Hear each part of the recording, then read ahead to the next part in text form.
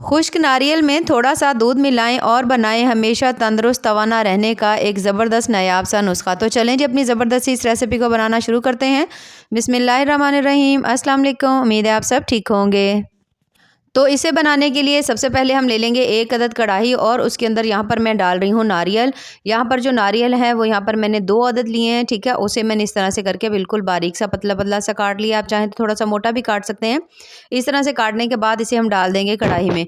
कढ़ाई में इसे शामिल करने के बाद अब हम इसके अंदर डालेंगे दूध और दूध जो है हमने यहाँ पर मेजर करके डालना है। बहुत ज़्यादा दूध वैसे ही डालने की ज़रूरत नहीं है, तो इसमें हमने डालना है टोटल 2 कप दूध।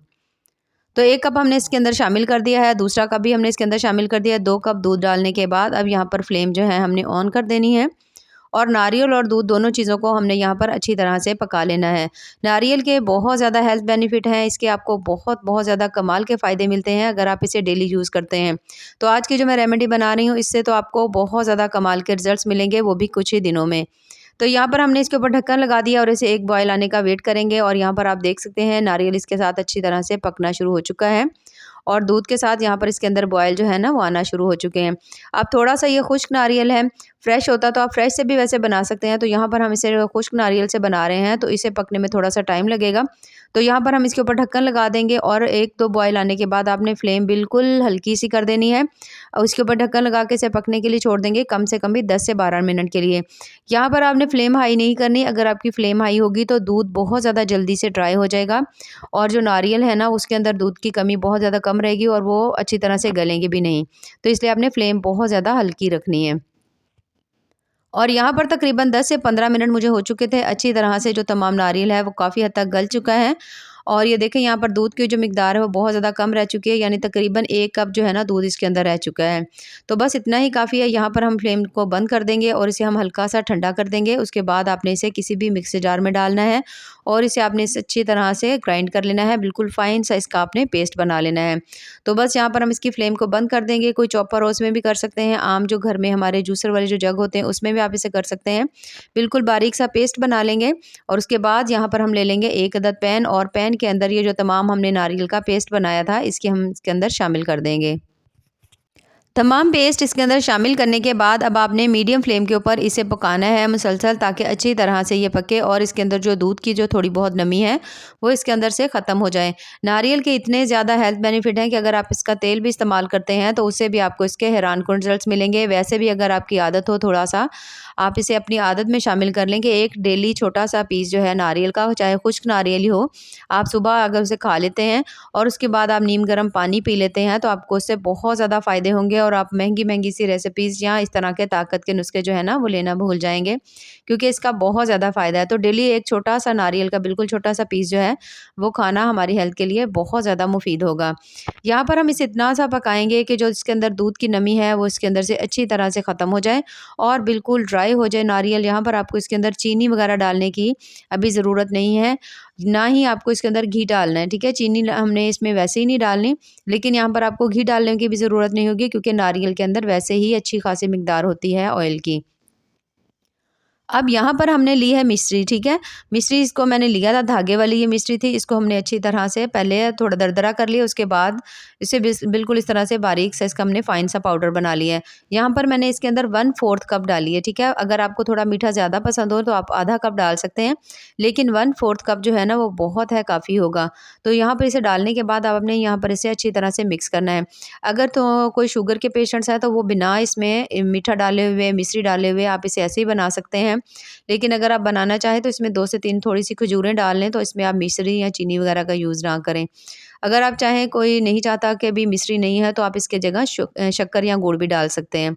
अब इन सभी चीज़ों को आपने यहाँ पर डालने के बाद आपने इन्हें अच्छी तरह से मिक्स कर लेना है और इसे हम इतना पकाएँगे कि तमाम जो इसके अंदर चीनी की नमी थी, जो हमने इसमें मिश्री डाली थी या वैसे जो दूध की नमी है वो अच्छी तरह से ख़त्म हो जाए और फ्लेम भी बहुत ज़्यादा हाई नहीं रखेंगे, मीडियम फ्लेम ही रखेंगे, ताकि साथ-साथ नारियल जो है ना वो गलता जाए और जब आप बाद में इसे बनाकर खाएँ तो आपके मुँह में ये ज़्यादा नहीं आए। तो यहाँ पर आप चेक कर सकते हैं पानी की नमी इसके अंदर से बिल्कुल ख़त्म हो चुकी है, नारियल अच्छी तरह से ड्राई हो चुका है। तो बस इससे ज़्यादा हम इसके अंदर नहीं इसको थोड़ा भुनेंगे, बस यहाँ पर हमने यहाँ पर इसकी फ्लेम जो है इसे बंद कर देनी है और इसे उतार कर हम इसे यहाँ पर साइड पे रख देंगे। सब्ज़ इलायची यहाँ पर मैं डालना भूल गई थी, तो मैंने यहाँ पर इसके अंदर साथ इसमें शामिल कर दी सब्ज़ इलायची। अगर आप चाहें तो सब्ज़ इलायची की का जो पाउडर होता है ना, वो भी आप इसमें शामिल कर सकते हैं। तो बस यहाँ पर इसे हमने इसके अंदर शामिल कर दिया। शामिल करने के बाद इसे मैं कुछ देर के लिए और पकाऊँगी, ताकि अच्छी तरह से बिल्कुल ये ड्राई हो जाए। तो जैसे ही आप देखें बिल्कुल खुश्क हो गया, तो आपने इसे उतार देना है। उतार कर हम इसे साइड में रख देंगे। तब तक यहाँ पर हम ले लेंगे 1 अदद और पैन। तो पैन में यहाँ पर मैंने डाल दिया 1 चम्मच देसी घी डाल दिया है मैंने। डालने के बाद घी को हमने थोड़ा-सा मेल्ट होने देंगे। जैसे ही आप देखें कि जो घी है वो थोड़ा-सा मेल्ट हो गया, तो यहाँ पर मैंने ली थी आधा किलो गाजर और उसको हमने इस तरह से करके ग्रेट कर लिया था। अब आपने गाजर को बिना पानी डाले हुए, बिना दूध डाले हुए आपने इस गाजर को इस हल्के से घी के अंदर आपने अच्छी तरह से भून लेना है। यहाँ पर आपने फ्लेम जो है बहुत ज़्यादा तेज़ भी नहीं रखनी, ना ही बहुत ज़्यादा कम हो, मीडियम फ्लेम के ऊपर काम करेंगे और अच्छी तरह से हमने गाजर को यहाँ पर इसके अंदर भूनना है। इस तरह से जो गाजर के अंदर एक मखसूस कच्चापन सा होता है वो ख़त्म हो जाएगा। साथ-साथ आप इसे भूनते जाएँगे, चम्मच चलाते जाएँगे, ताकि जो इसके अंदर गाजर के अंदर थोड़ा बहुत पानी होता है ना, वो भी अच्छी तरह से ड्राई हो जाए और गाजर बिल्कुल वैसे ही हो जाए जिस तरह से हमने नारियल को खुश किया था। तो यहाँ पर कम से कम आपने इतनी देर इसे भूनना है कि अच्छी तरह से इसका ये जो कलर है वो हल्का-सा चेंज हो जाए।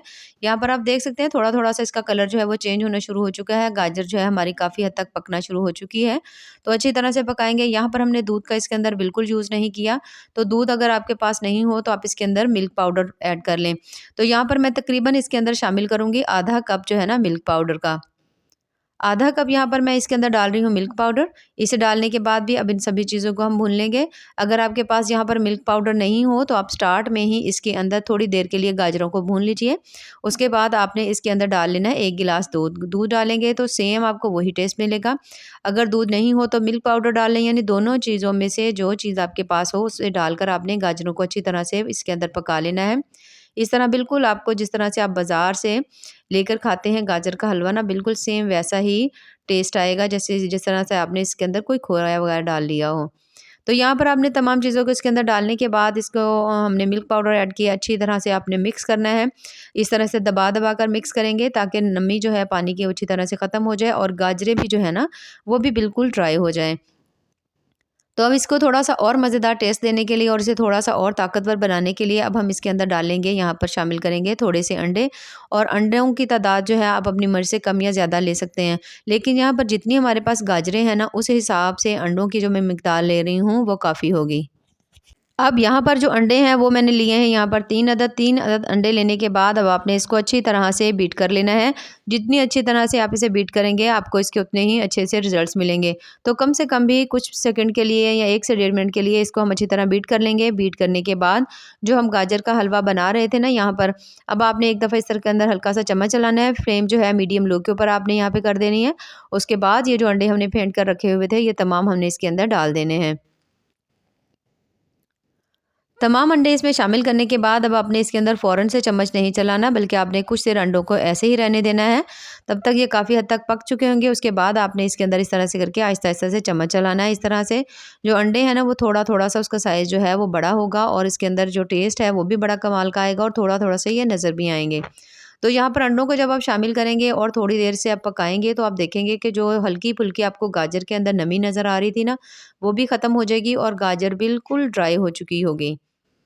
तो अंडे वैसे बहुत ज़्यादा हेल्दी होते हैं तो ज़रूर शामिल करिएगा, लेकिन अगर आप में से किसी को नहीं पसंद तो आप इसे स्किप भी कर सकते हैं। बिना अंडे डाले हुए भी आप इस रेसिपी को बना सकते हैं। तो अंडे शामिल करने के बाद इस तरह चम्मच की मदद से आपने इसे मैश कर के अच्छी तरह से पका लेना है, ताकि अंडे अच्छी तरह से इसके अंदर पक जाएँ और आपको अंडों की कोई भी इसके अंदर से स्मेल ना आए। तो यहाँ पर तब तक हम इसे अच्छी तरह पकाएँगे जब तक कि तमाम चीज़ों की भुने हुए की बहुत अच्छी सी खुशबू नहीं आ जाती। अब यहाँ पर तमाम चीज़ों को हमने बहुत अच्छी तरह से मिक्स कर लिया है, बहुत अच्छी सी खुशबू आ रही है। इसे हम निकाल लेंगे, निकालने के बाद अब यहाँ पर आप देख सकते हैं नारियल जो हमारे पास ज़बरदस्त सा तैयार हो चुका था, इसके अंदर तमाम को हमने इसके अंदर डाल देना है। गाजर है, अंडे हैं, मिल्क पाउडर, इन सभी चीज़ों को हम इसके अंदर शामिल कर देंगे। गाजर बहुत ज़्यादा इसमें आयरन होता है और जो जो अंडे हैं उसमें बहुत ज़्यादा हाई मिकदार में प्रोटीन होता है। उसके साथ जो नारियल है, इन सभी चीज़ों को जब आप मिक्स करके ख़ास मखसूस किस्म की एक रेमेडी बनाएँगे तो आप यकीन करें आपको इसका बहुत ज़्यादा फ़ायदा होगा। अब इन सभी चीज़ों को शामिल करने के बाद अब आपने इन्हें अच्छी तरह से ये देखिए इस तरह से जिस तरह मैं इनको मैश कर के पका रही हूँ, सेम आपने इनको इसी तरह से मैश करना है और आपने इसको अच्छी तरह पकाना है ताकि तमाम चीज़ें जो है ना वो यहाँ पर अच्छी तरह मिक्स हो जाएँ, एक-दूसरे के साथ मिल जाएँ। तो तकरीबन आपने यहाँ पर इसकी टोटल जो यहाँ पर कुकिंग का टाइम होगा ना इसे भुनाई का, आपने इसे 3 से 4 मिनट ज़रूर करना है। फ्लेम पे डिपेंड करता है, अगर बहुत ज़्यादा हल्की फ्लेम होगी तो थोड़ा-सा टाइम आपको ज़्यादा लग सकता है, फ्लेम अगर थोड़ी ज़्यादा होगी तो थोड़ा का टाइम जो है ना वो आपको कम लग जाएगा। तो यहाँ पर मैं मीडियम फ्लेम के ऊपर इस तरह से हम मुसलसल चम्मच चलाते हुए इसे पकाएँगे जब तक कि ये बहुत अच्छी तरह से पक नहीं जाता। यहाँ पर जो गाजर है और उसके साथ ये जो हमने इसके अंदर खुश्क नारियल डाला है, इससे इतना ज़्यादा आपकी हेल्थ को फ़ायदा होगा, आप यकीन करें डेली अगर आप इसे थोड़ा-सा खा लेते हैं, तो अगर आपके जोड़ों में दर्द होता है, आपकी हड्डियाँ बहुत ज़्यादा दर्द करती हैं, अगर आपके घुटनों में क्रैक्स की आवाज़ें आती हैं, तो आहिस्ता-आहिस्ता ये जो चीज़ें हैं ना तमाम जो है ना वो कम हो जाएँगी और आपको इसके बहुत ज़्यादा हैरानकुन रिज़ल्ट्स मिलेंगे। उसके साथ डेली थोड़ी बहुत हल्की वॉक या एक्सरसाइज़ करना बेहद ज़रूरी है। तो यहाँ पर इसे तमाम चीज़ों को हमने कर लिया अच्छी तरह से मिक्स करने के बाद इसे अब हमने निकाल लेना है किसी भी प्लेट में या बोल में। तो मेरे पास इस तरह से एक सांचा था, मैं इसके अंदर डाल रही हूँ, आप चाहें तो किसी प्लेट में भी डाल सकते हैं या कोई चीज़ हो उसके अंदर डाल लीजिए। तमाम जो ये जो एक तरह का हलवा है इसकी आज हम बना रहे हैं बर्फ़ी। अगर आप चाहें तो इसका हलवा भी बना सकते हैं, तो उसे भी आप इसी तरह किसी भी बोल के अंदर डालकर रख सकते हैं। तो यहाँ पर तमाम जो इसके अंदर शामिल करने के बाद अब चम्मच की मदद से तमाम को अच्छी तरह हम इस तरह फैलाएँगे। फैलाने के बाद अब आपने हल्का-हल्का इसको प्रेस करना है और बहुत अच्छी तरह से आपने इसको सेट कर लेना है। जैसे ही आपने अच्छी तरह सेट कर लें तो आपने इसको ठंडा होने के लिए रख देना है। जब अच्छी तरह से ठंडा हो जाए 1 से 2 घंटे में हो जाएगा, उसके बाद आपने इसके जो पीसेज़ हैं ना उसको कट कर लेना है। तो बहुत ज़्यादा आसानी से तमाम जो पीसेज़ हैं ना वो कट हो जाते हैं। अब यहाँ पर मैं आपको इसके अंदर से हल्का-सा निकाल के दिखाऊँगी, ये कितनी ही मज़ेदार ज़बरदस्त सी हमारे कोकोनट और उसके साथ गाजर की जो बर्फ़ी है वो तैयार हुई है, जिसके हैरानकुन आपको फ़ायदे होंगे। तो ज़रूर बनाइएगा और हमें कमेंट्स में ज़रूर बताइएगा कि आपको हमारी आज की जो रेसिपी है वो कैसी लगी। आप इसका डेली 1 पीस जो है सुबह या शाम में खा सकते हैं। चाय के साथ खा लीजिए, कॉफ़ी के साथ, नीम गर्म दूध के साथ, जैसे आपका दिल करे। तो अगर आपको मेरी आज की रेसिपी पसंद आए तो चैनल को ज़रूर लाइक करें, सब्सक्राइब करें। दुआओं में याद रखिए। अल्लाह हाफ़िज़।